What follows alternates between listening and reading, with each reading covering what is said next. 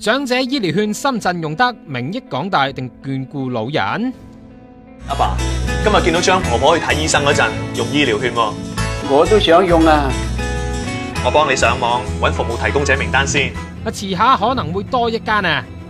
就係港大深圳醫院啦。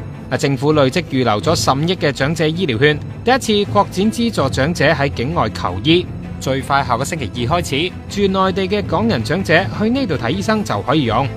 家陣每個70歲或以上嘅長者，每年可以有2000蚊醫療券，大約1640蚊人仔。心院每次門診全包收200蚊人仔，一年就可以睇到8次啦。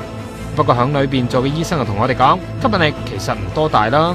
住福田同南新嘅港人長者唔多，住院嘅不如搭車返香港睇醫生仲方便。同埋佢哋可能唔慣心院嘅門診主要係由內地醫生應診噶，但政府咁樣做就可以幫到醫院宣傳，等內地人以為有品質保證啊嘛。涂謹申質疑當初政府申請撥款冇提過會用響境外機構，應該先向財委會交代先至推行計劃。仲有話點解偏偏淨係擴展到港大深圳醫院，其他地方醫院又唔用得呢？